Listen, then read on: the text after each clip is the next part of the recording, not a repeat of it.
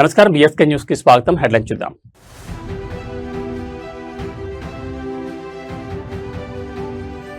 జాతీయ జెండాను ఆవిష్కరించిన ముఖ్యమంత్రి యనమల రేవంత్ రెడ్డి. ఒకే వేదికపై మారుమోగిన వందే మాతరం తెలంగాణ రాష్ట్ర అధికారిక గీతం.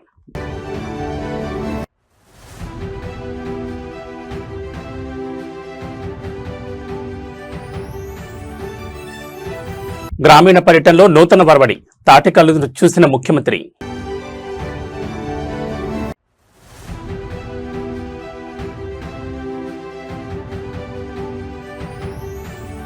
జాతీయ పతాకాన్ని ఆవిష్కరించి అమరవీరులకు ఘనంగా నివాళులర్పించిన మాజీ మంత్రి కేటీఆర్.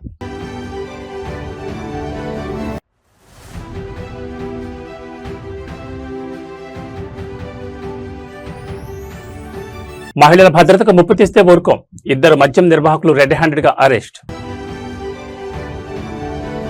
పరేడ్ గ్రౌండ్ సాక్షిగా తెలంగాణ ఆత్మగౌరవ మువ్వన్నెల జెండా గాల్లోకి ఎగిరింది. సికింద్రాబాద్ పరేడ్ గ్రౌండ్స్ లో తెలంగాణ రాష్ట్ర ఆవిర్భావ దినోత్సవ వేడుకలు అత్యంత వైభవంగా కన్నుల పండుగ జరిగాయి. ముఖ్యమంత్రి యనమల రేవంత్ రెడ్డి ముఖ్య అతిథిగా విచ్చేసి జాతీయ పతాకాన్ని ఆవిష్కరించారు. ఆ తర్వాత ప్రజాప్రతినిధులు, ఉన్నతాధికారులతో కలిసి వందే మాతరం గీతంతో పాటు తెలంగాణ రాష్ట్ర గీతాన్ని ఆలపించారు. తెలంగాణ రాష్ట్ర ఏర్పడి విజయవంతంగా మరో మైలురాయిని దాటిన శుభ సందర్భంగా ప్రభుత్వం ఈ వేడుకలను అత్యంత ప్రతిష్టాత్మకంగా నిర్వహించింది.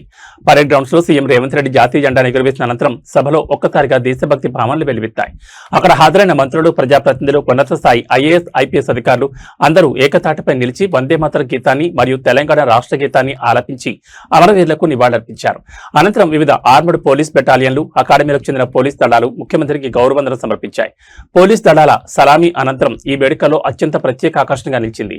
పరేడ్ పరిశీలన ఘట్టం parade commanding officer Manisha Nehra నిటారుగా పట్టిన కత్తితో పూర్తి సైనిక లయబద్ధమైన శైలిలో ముఖ్యమంత్రి రేవంత్ రెడ్డికి సాంప్రదాయ స్వాగతం పలికారు. అనంతరం సీఎం ఉన్న ప్రత్యేక వాహనాన్ని ముందుకు నడిపించుకుంటూ పరేడ్ లైన్ వైపు తీసుకెళ్లారు. క్రమశిక్షణకు, అంకిత భావానికి ప్రతీకగా నిలిచిన మహిళా ఆఫీసర్ మనీషా నెహ్రా నాయకత్వంలో సాగిన ఈ పరేడ్ రాష్ట్ర సార్వభౌమత్వాన్ని మరియు రక్షణ దళాల శౌర్యాన్ని ప్రతిబింబిస్తూ వీక్షకులను ఎంతగానో ఆకట్టుకుంది.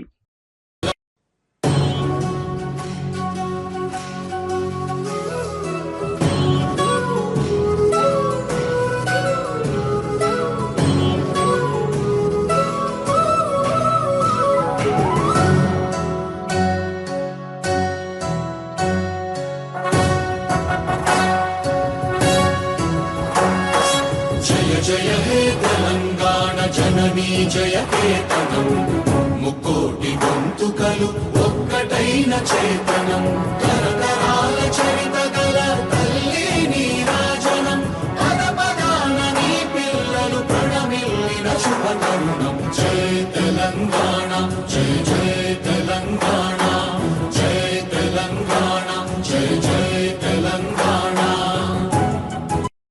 For the for the inspection of the vehicle, Parade Commander Ms. Manisha Nehra IPS, 2024 batch.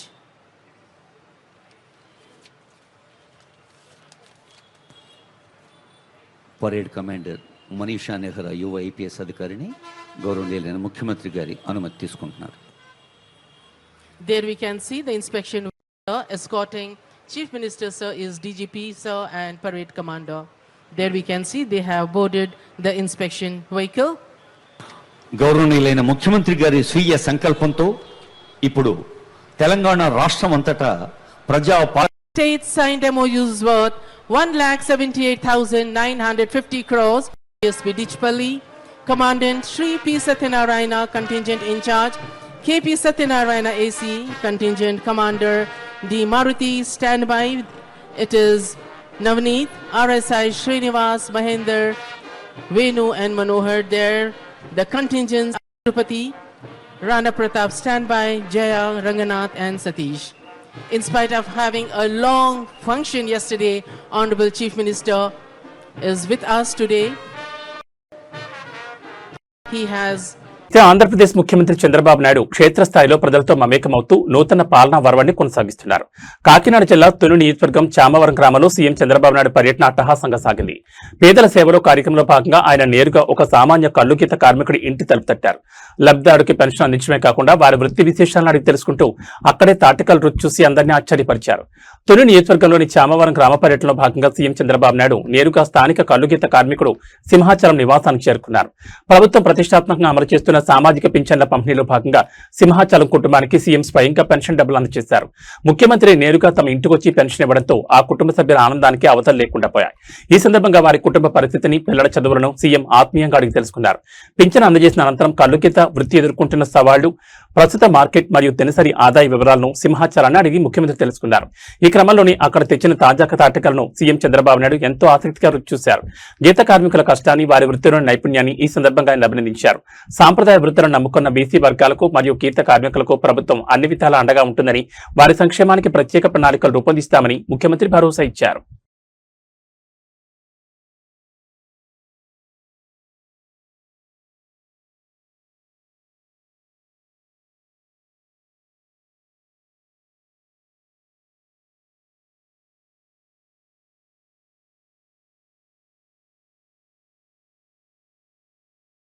Andhra Pradesh IT పారిశ్రామిక రంగాల పురోగతిపై మరియు డేటా సెంటర్ల స్థాపనపై గత కొన్ని రోజులుగా వస్తున్న అపోహలకు, విమర్శలకు ఐటీ మంత్రి నారా లోకేష్ తన మార్క్ శైలిలో సునిశ్చిత సమాధానమిచ్చారు. డేటా సెంటర్లకు నీళ్లు ఎక్కడి నుంచి వస్తాయి? కరెంట్ సరిపోతుందా? స్థానికులకు లాభం ఏంటి? ఆర్టిఫిషియల్ ఇంటెలిజెన్స్ ఉద్యోగాలు తినేస్తోందా అనే ప్రతి ప్రశ్నకు ఆయన కేవలం మాటలతో కాకుండా పక్కా గణాంకాలతో, వాస్తవాలతో సమాధానమిచ్చి విమర్శల దుమారానికి తెరదించారు. డేటా సెంటర్ల వల్ల భారీగా నీటి కొరత వస్తుందనే ప్రచారాన్ని లోకేష్ డేటాతో కొట్టుపారేశారు. ఏపీలో ప్రతిపాదించిన 6.5 గిగావాట్ల సామర్థ్యం గల డేటా సెంటర్లకు అవసరమయ్యేది కేవలం 1 టీఎంసీ నీరు మాత్రమే అని ఆయన స్పష్టం చేశారు. ఇది ఒక సాధారణ థర్మల్ పవర్ ప్లాంట్ తీసుకునే నీటి కంటే 7 రెట్లు తక్కువ.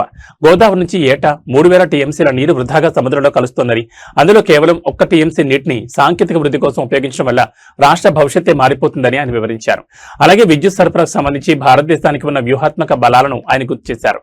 సూపర్ పవర్ అమెరికా కూడా లేని వన్ నేషన్ వన్ గ్రిడ్ సౌకర్యం భారతదేశానికి ఉందని, ఇందులో భాగంగా సముద్ర తీర నగరం కావడంతో విశాఖపట్నానికి అపూర్వమైన వ్యూహాత్మక ఆధిక్యత ఉందని లోకేష్ విశ్లేషించారు. అంతర్జాతీయ కేబుల్ ల్యాండింగ్ స్టేషన్లు, సావరెన్ క్లౌడ్ ఏర్పాటు ద్వారా విశాఖను global AI and digital hub గా తీర్చిదిద్దుతున్నట్లు ప్రకటించారు. ఒకప్పుడు ఉమ్మడి రాష్ట్రంలో సైబరాబాద్ నిర్మించి ప్రపంచ ఐటీ పట్టణంలో నిలిపిన చంద్రబాబు నాయకత్వం ఇప్పుడు విశాఖను డేటా సెంటర్ల రాజధానిగా, రాజధాని అమరావతిని ఫ్యూచర్ టెక్నాలజీ సిటీగా మార్చేందుకు అహర్నిశలు శ్రమిస్తోందని, ఏఐ వల్ల ఉద్యోగాలు పోవని, సరికొత్త ఉపాధి అవకాశాలు సృష్టించబడతాయని ఆయన భరోసా ఇచ్చారు. Coming to data center, I think it's very prevalent to have this conversation because they're completely two extreme views. Is data center good? Well, let me rephrase. There's an extreme view that data center is bad, and there's an extreme view that data center is good. So it's important to have conversations with people who believe that data centers are not good. Like, why do they believe that? Few examples of the US is a bad example for us in the country because we have one nation, one grid, which the US doesn't have. If you look at water, close to 3,000 TMCs of Godavari water flows into the sea every year. That's equivalent to the water consumption of whole of Vietnam, the whole of Brazil. The 6.5 gigawatts that we intend to build out in data center requires 1 TMC. So in comparison, a 1 gigawatt thermal plant consumes 7 times more water than 1 gigawatt data center. So all of us are talking about the data center, but no one's talking about the thermal plant. Like, just to put things in context, right?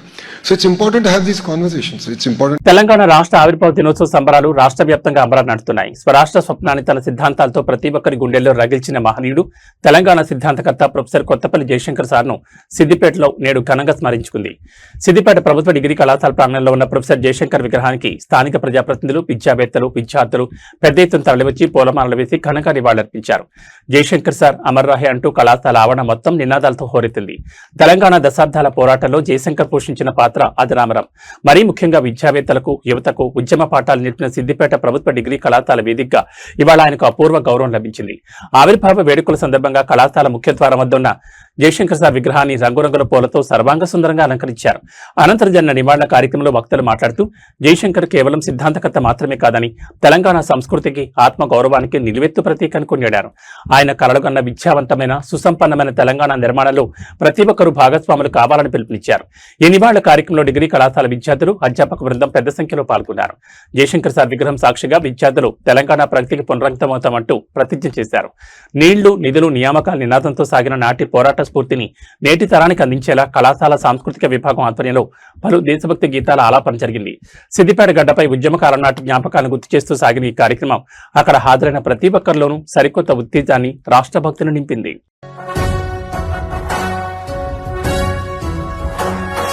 జయ జయ హే తెలంగాణ జననీ జననీ జయ కేతనం ముక్కోటి గొంతుకలు ఒక్కటైన చేతనం తరతరాల చరిత గల తల్లి నీరాజనం. తెలంగాణ రాష్ట్ర ఆవిర్భావ దినోత్సవ వేడుకలు రాష్ట్ర వ్యాప్తంగా అంబరాన్ని అంటున్నాయి. ఈ చారిత్రక సందర్భాన్ని పురస్కరించుకుని హైదరాబాద్ బంజారాహిల్స్ లోని బీఆర్ఎస్ పార్టీ ప్రధాన కార్యాలయం తెలంగాణ భవన్లో వేడుకలను అత్యంత ఘనంగా నిర్వహించారు. BRS party working president Kalvakuntla Taraka Rama Rao ఈ ఉత్సవాల్లో పాల్గొని మువ్వన్నెల జాతీయ పతాకాన్ని ఆవిష్కరించారు. స్వరాష్ట్ర సాధన కోసం సాగిన మలిదశ ఉద్యమంలో ప్రాణాలర్పించిన అమరవీరుల త్యాగాలను స్మరిస్తూ వారికి ఘనంగా నివాళులర్పించారు.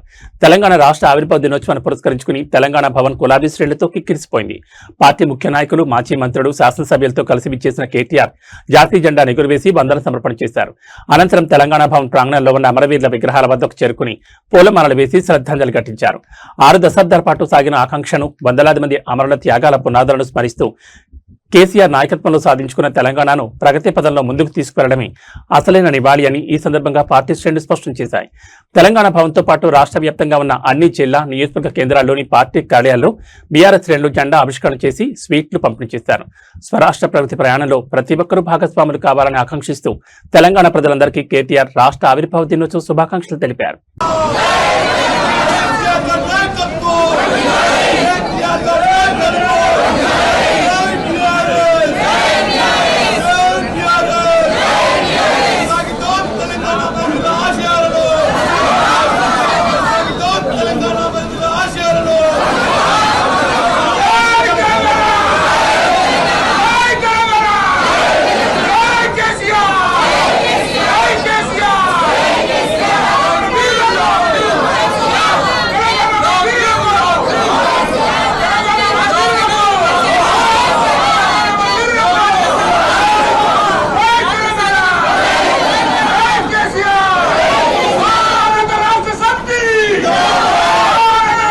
కడప నగరంలోని ప్రధాన ప్రభుత్వ వైద్యాలయం రిమ్స్ లో రోగుల ఆరోగ్యం, ఆసుపత్రి పరిశుభ్రతపై స్థానిక ఎమ్మెల్యే రెడ్డప్పగారి మాధవిరెడ్డి పకడ్బందీ నిఘా పెట్టారు.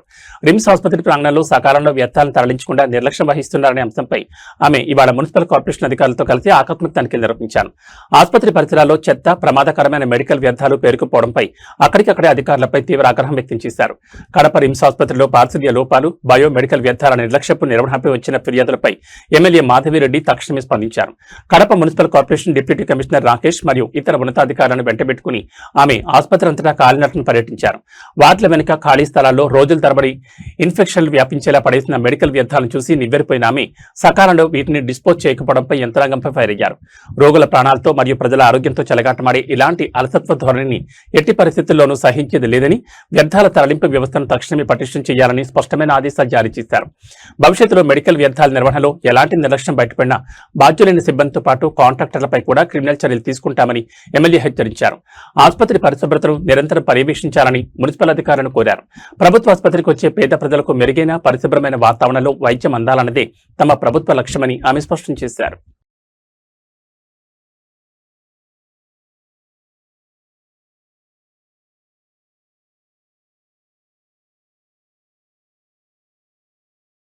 రాయలసీమ ముఖ చిత్రాన్ని మార్చే సరికొత్త ఆశల జలాలు పరవళ్లు తొక్కుతున్నాయి. శ్రీ సత్యసాయి జిల్లా వ్యాప్తంగా మరియు కర్ణాటకలోని తమకూరు ఎగువ క్యాచ్మెంట్ పరివాహక ప్రాంతాల్లో కురుస్తున్న భారీ వర్షాల కారణంగా పెన్నా నది ఉగ్రరూపం దాల్చింది.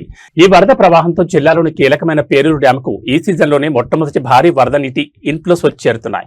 ఎండిపోయిన పెన్నా నది గుండా పరవళ్లు తొక్కుతూ వస్తున్న ఆ నీటి దృశ్యాలు చూస్తుంటేనే కన్నుల పండుగ ఎంతో హాయిగా అనిపిస్తోంది. గత 4 ఏళ్లుగా తీవ్ర అనిశ్చితి, వర్షాభావ పరిస్థితుల కారణంగా పేరూరు డ్యాం అడుగంటిపోయింది. అయితే ఈ ఏడాది నైరుతి రుతుపవనాలు ప్రారంభంలోనే అనుకూలించడంతో సరిహద్దు కర్ణాటక ప్రాంతాలతో పాటు సత్యసాయి జిల్లా అంతటా భారీ వర్షాలు కురిశాయి. దీంతో పెన్నా నది ద్వారా వరద నీరు వేగంగా పేరూరు జలాశయానికి పోటెత్తుతోంది. ఇన్నాళ్లకు ప్రాజెక్టు లోపలికి నీరు వస్తుండటంతో ఈ ప్రాంత పరిధిలోని రైతాంగంలో సరికొత్త ఆశలు చిగురించాయి. ఈ రుతుపవనాల సీజన్ అలాగే కొనసాగితే 4 ఏళ్ల సుదీర్ఘ నిరీక్షణకు తెరదించుతూ ఈసారి పేరూరు డ్యాం తన పూర్తి మట్టానికి చేరుకుంటుందని జలవనరుల శాఖ అధికారులు మరియు స్థానికులు ఎంతో ఆశాభావం వ్యక్తం చేస్తున్నారు. నిరంతరం కరువుతో తలపడే ఈ ప్రాంతానికి పేరూరు డ్యాం జలకాల సంతరించుకోవడం అనేది నిజంగా ఒక అద్భుతమైన శుభపరిణామం. ఈ నీటి రాకతో చుట్టుపక్కల మండలాల్లో భూగర్భ జలాలు పెరిగి సాగు మరియు తాగునీటి సమస్యలకు శాశ్వత పరిష్కారం లభించనుంది.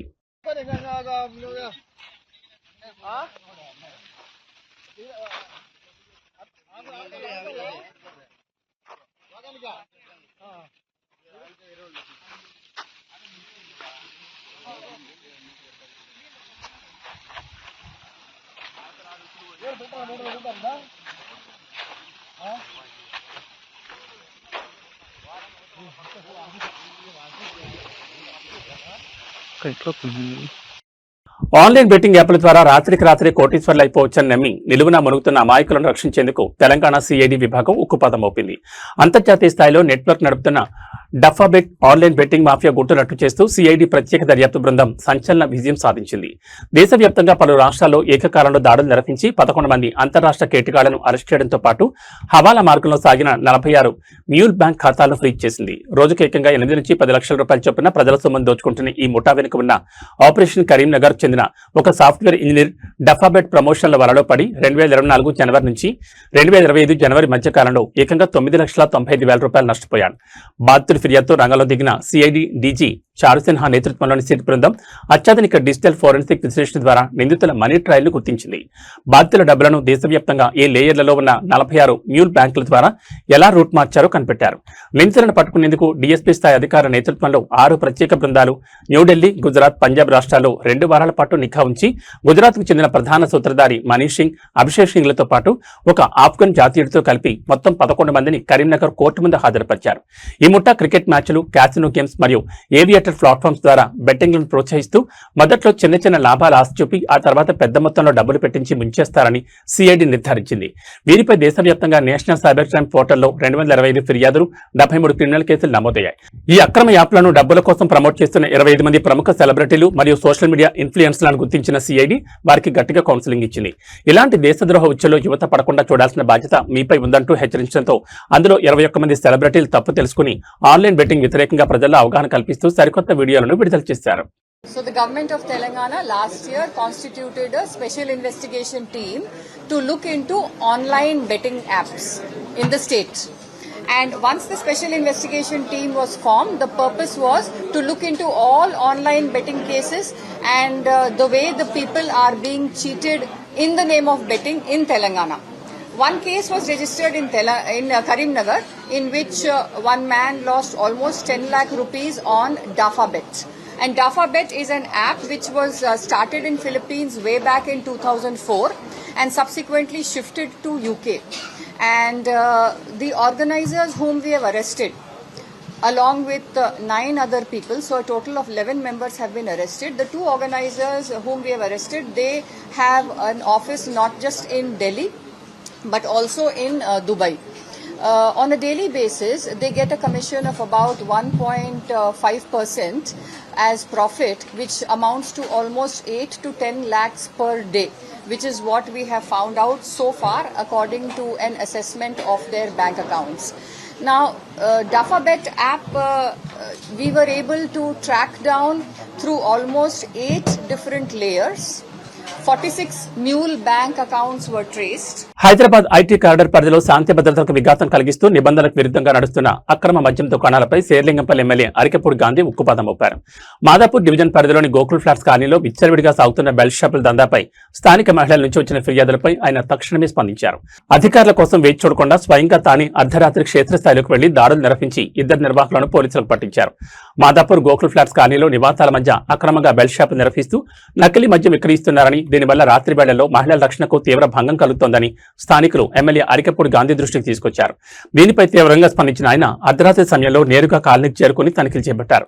అక్కడ గుట్టుచప్పుడు కాకుండా సాగుతున్న అక్రమ అమ్మకాలను రెడ్ హ్యాండెడ్ గా పట్టుకున్నారు. వెంటనే లోకల్ ఎక్సైజ్ మరియు పోలీసు అధికారులను అక్కడికి రప్పించి 2 బెల్ట్ షాప్ నిర్వాహకులను వారి సమక్షంలోనే అదుపులోకి తీసుకునేలా చర్యలు చేపట్టారు. పారిపోయిన మరో నిందితుల కోసం గాలింపు చర్యలు ముమ్మరం చేశారు. బెల్ట్ షాపుల ద్వారా సామాన్యుల జీవితాలతో, ప్రజల ప్రాణాలతో చెలగాటం ఆడేవారని ఎట్టి పరిస్థితుల్లోనూ ఉపేక్షించబోమని, నియోజకవర్గంలో ఇలాంటి అక్రమ అవుట్లెట్లపై కఠిన చట్టపరమైన చర్యలు తీసుకుంటామని ఎమ్మెల్యే గాంధీ హెచ్చరించారు. సమస్యపై శరవేగంగా స్పందించి తమకు అండగా నిలిచినందుకు కాలనీ వాసులు మరియు మహిళా సంఘాలు ఎమ్మెల్యేకు ప్రత్యేక ధన్యవాదాలు తెలిపారు.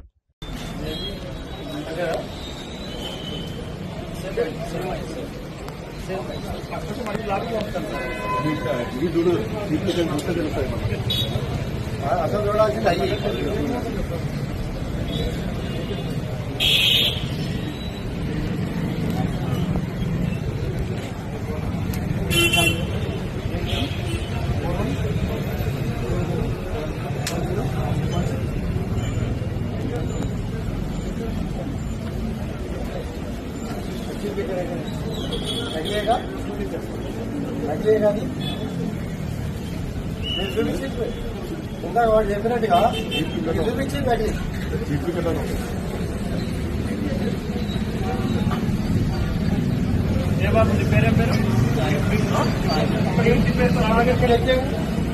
విజయవాడ ఇందిరాగాంధీ స్టేడియం సాక్షిగా జరిగిన గ్లోబల్ స్టార్ రామ్ చరణ్ ఓరమాస్ చిత్రం పెద్ది ఫ్రీ రిలీజ్ ఈవెంట్ కేవలం హై వోల్టేజ్ స్పీచ్లతోనే కాదు, స్టేజ్ పైన జరిగిన కొన్ని క్రేజీ ఇన్సిడెంట్స్ తో ఇండస్ట్రీ వ్యాప్తంగా ట్రెండ్ అవుతోంది.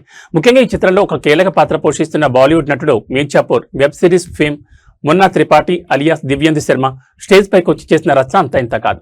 ఆయన మీర్జాపూర్ డైలాగ్స్ చెప్తానంటూ మైక్ తీసుకోగా mega power star Ram Charan మధ్యలో జోక్యం చేసుకుని ఆయన సరదాగా వారించిన ఓ ఫన్నీ మూమెంట్ ఇప్పుడు సోషల్ మీడియాను షేర్ చేస్తోంది. పెద్ద ఫ్రీ రిలీజ్ ఈవెంట్ లో దివ్యేందు శర్మ మాట్లాడడానికి మైక్ పట్టుకోగానే బెజవాడ మెగా ఫ్యాన్స్ ఈలలు కోరలతో stadium హోరెత్తిపోయింది.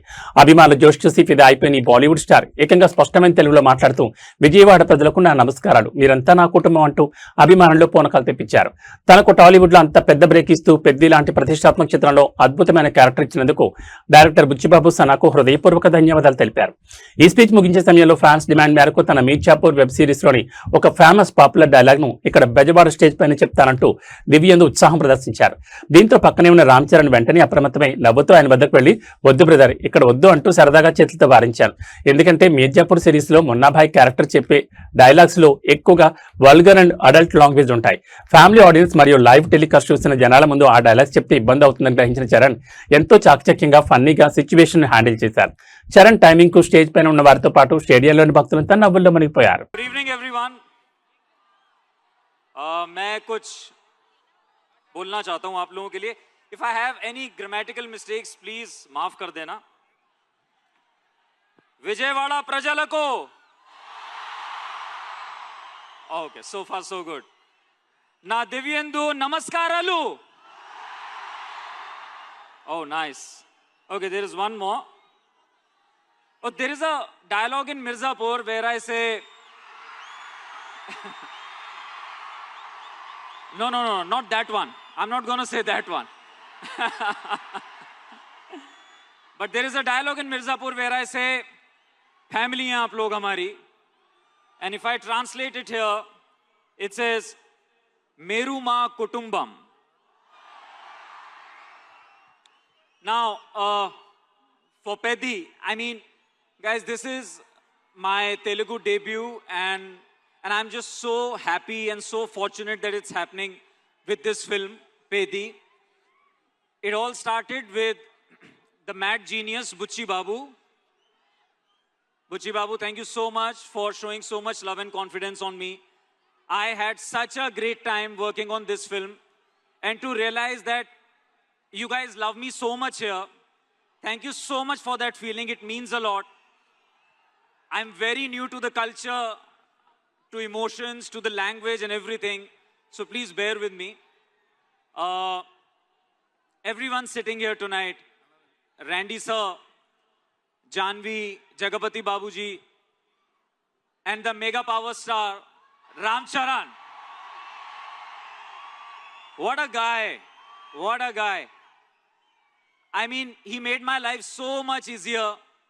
You know, acting with him is no joke, but he made me very, very comfortable, extremely comfortable, so that I could, you know, express myself the way I wanted to for the character. By the way, the name of my character is Ram Bujji. Yeah, that. And, you know, వ్యాపార వాణిజ్య వర్గాలకు చమురు రంగ సంస్థలు gas shock ఇచ్చాయి. దేశీయ మార్కెట్లో commercial LPG gas సిలిండర్ల ధరలను మరోసారి పెంచుతూ ఇండియన్ ఆయిల్ కార్పొరేషన్ నిర్ణయం తీసుకుంది. 19 కిలోల బరువుండే వాణిజ్య గ్యాస్ సిలిండర్పై దేశవ్యాప్తంగా సగటున ₹42 మేర ధరలను పెంచారు. ఈ తాజా ధరల పెంపుతో హోటళ్లు, కేఫ్లు మరియు రెస్టారెంట్ నిర్వాహకులపై అదనపు భారం పడనుంది. అంతర్జాతీయ ఇంధన ధరల హెచ్చుతగ్గులకు అనుగుణంగా ఇండియన్ ఆయిల్ కార్పొరేషన్ ఈ ధరల సవరణను ప్రకటించింది. నగరాల వారీగా పరిశీలిస్తే పశ్చిమ బెంగాల్ రాజధాని కోల్కతాలో కమర్షియల్ గ్యాస్ సిలిండర్ ధర అత్యధికంగా 53.50 మేర పెరిగింది. కాగా మిగిలిన ప్రధాన మెట్రో నగరాల్లో సగటున 42 వరకు భారం పెరిగింది. వాణిజ్య సిలిండర్లతో పాటు చిన్న తరహా అవసరాలకు ఉపయోగించే 5 కిలోల ఫ్రీ ట్రేడ్ ఎల్పీజీ సిలిండర్ పై కూడా 11 మేర ధరను పెంచుతూ చమురు సంస్థలు నిర్ణయం తీసుకున్నాయి. అయితే సాధారణ సామాన్యులకు వారంటీస్తూ గృహ వినియోగానికి వాడే 14.2 కిలోల డొమెస్టిక్ గ్యాస్ సిలిండర్ల ధరలో మాత్రం ఎలాంటి మార్పు చేయలేదు. కమర్షియల్ గ్యాస్ ధరలు మళ్లీ పెరగడంపై హోటల్ మరియు క్యాటరింగ్ అసోసియేషన్లు ఆందోళన వ్యక్తం చేస్తున్నాయి. ఈ ప్రభావం వల్ల రాబోయే రోజుల్లో బయటి ఆహార పదార్థాలు, టిఫిన్స్ మరియు మధ్యాహ్న భోజనాల ధరలు కూడా పరోక్షంగా పెరిగే అవకాశం కనిపిస్తోంది.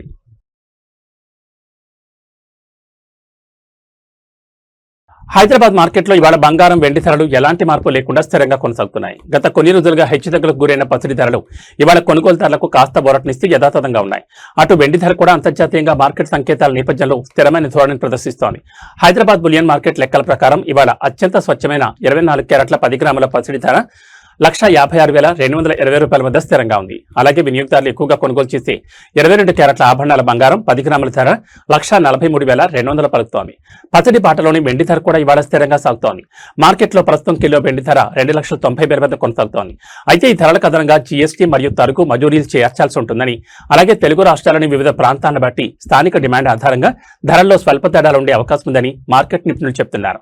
అంతర్జాతీయ మార్కెట్లలో కరెన్సీ విలువలు మరియు చమురు ధరల హెచ్చుతగ్గులపై ఆధారపడి రాబోయే రోజుల్లో పచ్చడి ధరల్లో మార్పులుండొచ్చని బులియన్ విశ్లేషకులు అంచనా వేస్తున్నారు.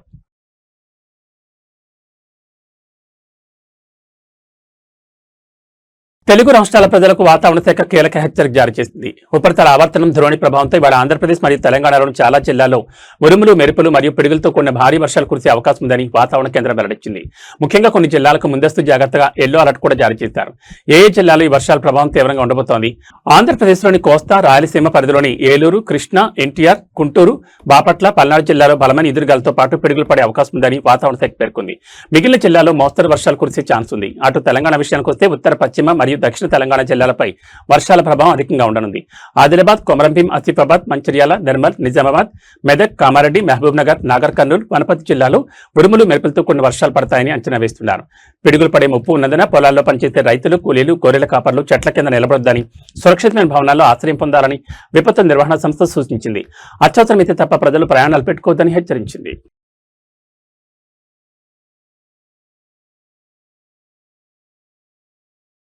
ఏబీ బులెటిన్ విశేషాలు. నమస్కారం.